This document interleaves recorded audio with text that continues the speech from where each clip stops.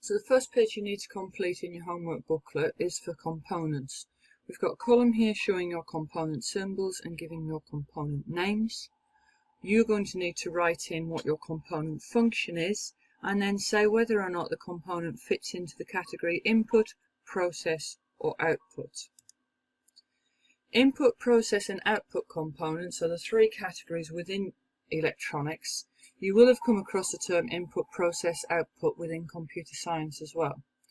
But a simple definition of these components is if the component is designed to trigger or make the circuit do whatever it's meant to do, a switch or a sensor, that component is an input. If the component is going to show that the circuit is working, either by generating a sound or light or movement, that's an output. Everything else, the stuff that makes the circuit do what it's meant to do, that's a process. So some of the examples of inputs and processes and outputs are on the screen now. So we're going to start by looking at the two symbols at the top. This one you should recognise from science. It's the symbol for a battery, so multiple cells. I've got an image of the type of battery you'll use in the humidity sensor with it.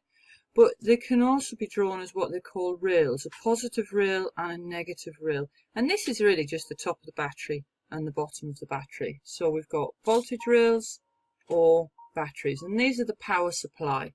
The power supply could be from mains, it could be from a USB port, it could be from solar power, which is why I often draw it with voltage rails rather than the specific symbol for a battery. But they are the power supply for the circuit. What you do need to understand within the circuit is that you have to have three things for a circuit to work. You have to have a voltage that's supplied by your power supply, a current, that's the flow of electrons around the circuit, and a resistance. Now these two circuits that we've got here show a battery, 6-volt battery, and a simple bulb. I've got an image here. And on this software, when we've got the circuit working, it shows the flow of current and how much current is flowing by the thickness and the speed of movement of the red and the green lines. So that's showing the flow and direction of flow of current, how much current is flowing. And we know we've got 6 volts going through because this bulb is fully lit up. However, if we add a resistor to the circuit, you'll see here the bulbs aren't fully lit up. We still have 6 volts pushing it around, but also the current has slowed down, and that's the basic function of a fixed value resistor. It is to reduce the flow of electrons, reduce the flow of current.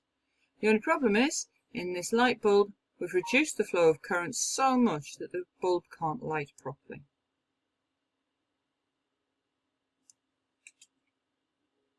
There are different types of resistors. This is a preset resistor or a variable resistor, and you adjust it by putting a screwdriver in this little slot and turning it. One of these is in your humidity sensor as well. And on this software, we can adjust the value of this resistor. And you'll see that when I adjust it, when it's high resistance, so 8.97K, 8,970K, the bulb is virtually off. There is very, very little flow of current. But if I reduce it down and down and down, you'll see the bulb starts to come on when I've got very little resistance and the flow of current has increased. So if you compare these two, this one is flowing much more quickly, and that's because the resistor is at a slower level. And that's what you're going to look at later when you look at Ohm's law and the fact that the amount of resistance directly affects how much current is flowing, the speed of current flow.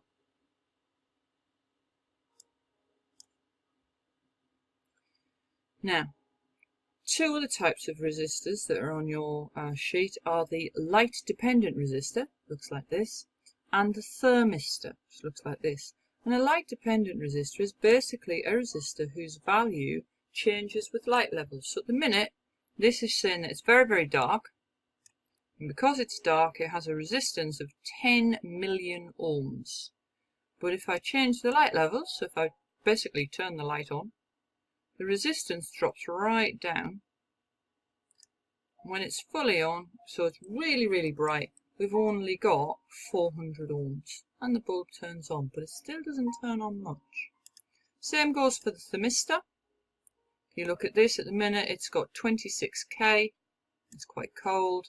Turn the temperature up, then the resistance reduces dramatically. So once again, this is a variable resistor, and its resistance is dependent on temperature. This is a variable resistor, its resistance is dependent on light. You're going to be using a humidity sensor, which resistance is dependent on moisture. Now, the other thing you're going to be using in your circuit, instead of a bulb, is you're actually going to be using a diode, a light-emitting diode. Now, a diode will only move in one direction. Sorry, the diode will only allow electricity to move in one direction. But you can see that when it comes on much more brightly than the bulb. And diodes are becoming very, very popular at use in light bulbs at home because they require a lot less energy, a lot less power to turn them on to full brightness than a standard bulb does. On this circuit, we've got a voltmeter and we've got a transistor. And this is basically the circuit you're going to be using. Your humidity sensor is a variable resistor that's affected by moisture. And when there's sufficient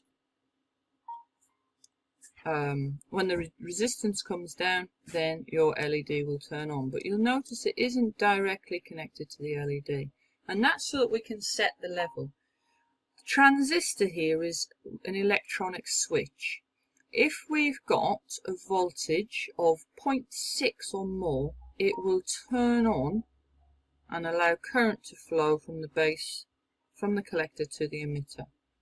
Okay, so what's happening here if we take this up, our voltage here, and I've got a voltmeter put across, and our voltmeter is measuring the voltage from the base of the transistor here to the negative rail, or the negative side of the battery.